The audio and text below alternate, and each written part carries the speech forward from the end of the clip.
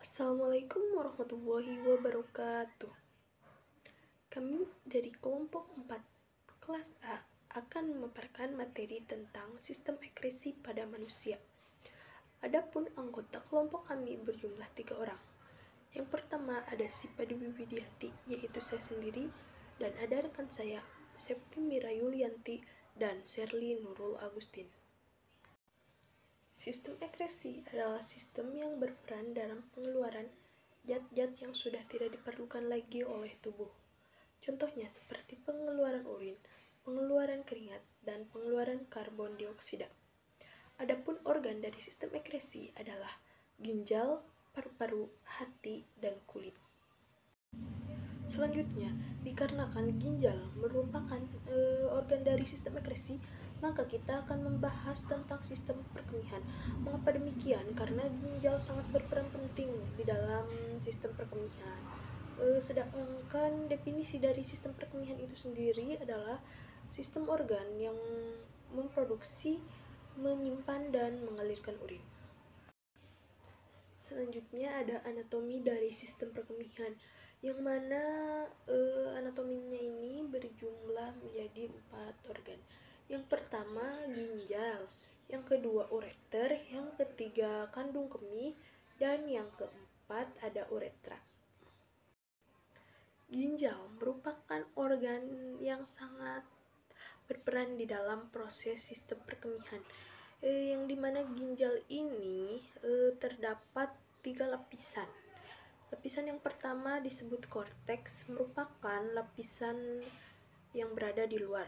Lapisan yang kedua disebut dengan medula, itu merupakan lapisan bagian tengah. Dan lapisan yang terakhir ada pelvis. Pelvis merupakan lapisan yang berada di dalam.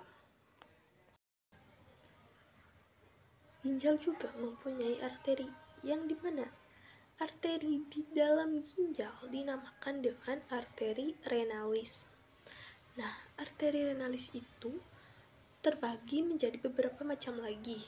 Di antaranya ada arteri segmental, arteri interlobar, arteri arcuata, arteri interlobularis, sampai menjadi arteriol. Ada arteriol aferen dan arteriol eferen. Di dalam ginjal terdapat yang dinamakan dengan nefron. Nefron merupakan struktur kecil yang berada di dalam ginjal yang jumlahnya lebih dari 1 juta per ginjal. Fungsi dari nefron adalah menyaring darah, mereabsorpsi, dan mengekskresikan produk sisa. Selanjutnya memasuki fisiologi sistem perkemihan. Dimulai dari aorta abdominalis masuk ke dalam ginjal menjadi arteri renalis. Arteri renalis dibagi menjadi beberapa cabang.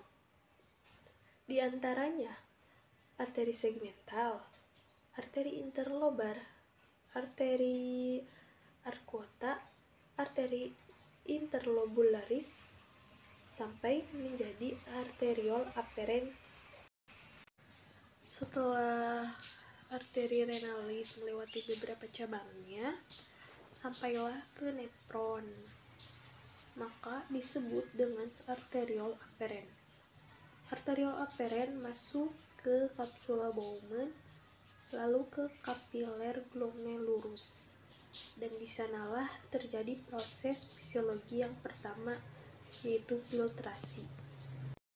Darah yang berhasil disaring masuk ke kapsula Bowman, selanjutnya masuk ke tubulus contortus proximal, seterusnya masuk ke Hansa-Henle, lalu masuk ke tubulus contortus distal. Di sanalah terjadi proses fisiologi yang kedua, yaitu reabsorpsi.